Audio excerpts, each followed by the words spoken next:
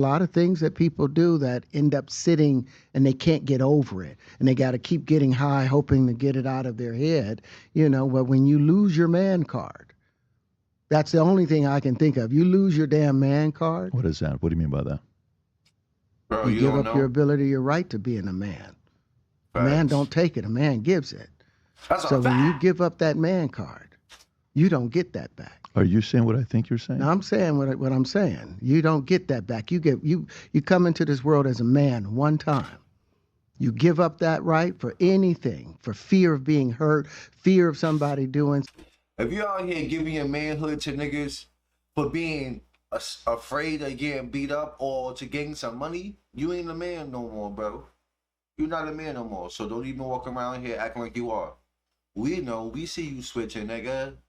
Something for wanting to gain something. When you give up that man card right, you lose some spiritual energy that has always been pushing through. Like if a woman gives up her womanly right of being a mother and taking care of her family and do all those things, when you give up those things, but when you give up your manhood, I've never seen somebody recover from it.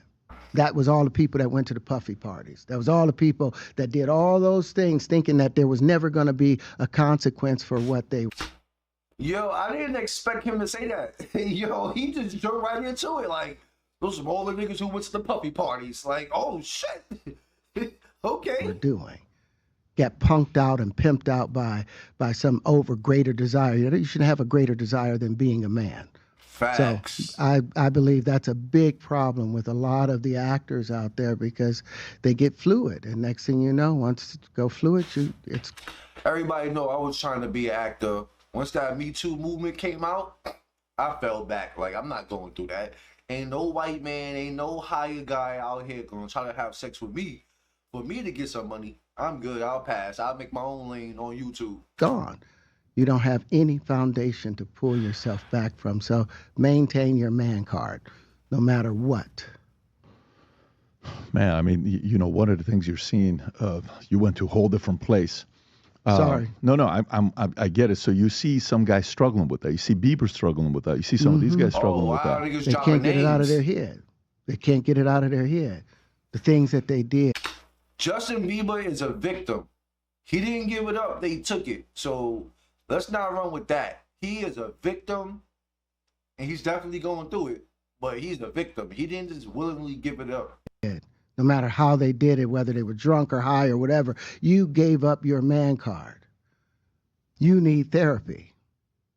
And that's the thing that hurts them the most. And so they end up on drugs, end up every way to try and get rid of any principles there are. And that's what the business does. And the women that trade their bodies to go and get the role, they get to the point where they have their Oscar, they have their money, but they don't have their dream. They don't have the soul that they started with. So it's like achieving don't mean anything. If I get all the Nobel Prizes from doing all of this, but in the process I have to trade out all of my integrity to do it so that they can stay in place, what benefit is that if I lose my integrity? You got to go in as a principal. And what we were brought in here as men. We produce 1,500 sperm per heartbeat for a reason, because the aggression is necessary. You don't trade that in, no matter what. I ain't never traded in my manhood. Fuck out of here, nigga. Y'all niggas be wildin'. Hey, did you ever have the opportunity where you got invited and you said no to it? Hell yeah.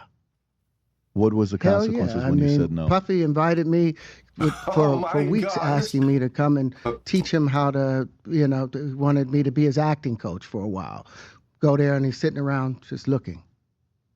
I'm like, okay, what's the material you want to work on? He's just looking at me. Then next thing you know, okay, hey, will you help me? I want to hear your music. So I come over there and I play the music. And he's sitting there just looking at me, like waiting. Okay. And you just sitting here watching him sit there look at you? Bro, I would have had to smack the shit out of Puff Daddy. What the fuck is you looking at, nigga? Get the fucking work, nigga. Stop fucking looking at me, bitch ass nigga. So then my assistant was like, he wants to hang out with you next week. And I was like, for what? No. I was like, I think he's trying to fuck you.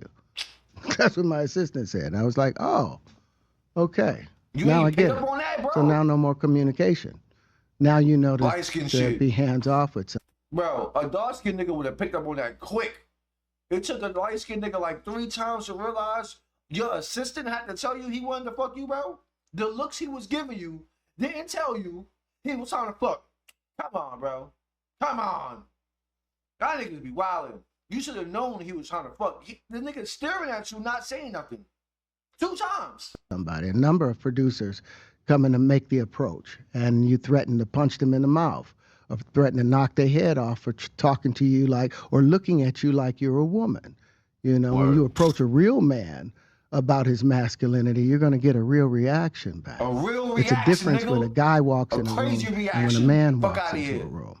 And a man don't take the same things that a guy will accept. At all. So always be the man. So every time I wild out from disrespect, you already know what it is. I ain't taking none of that bullshit. Everybody that know me, you already know how I am. Type shit. Man in the room. And that's always been my whole thing, and have lost businesses because I don't bend over in that way.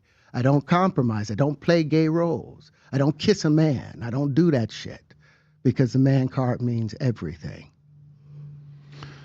I had no idea we're going to go this direction with the podcast. This is absolutely. But listen, we've talked about it. We've had a lot of the guys on to talk about this stuff. Are you done with Hollywood because of this specific reason? I'm still working. I still, you know, I haven't made the money necessary to do all of the other stuff. So I still have to go and do the chitlin circuit. I still have to do the job that I need to. But eventually, I've done what I set out to do, which was to redefine the universe. I've proved.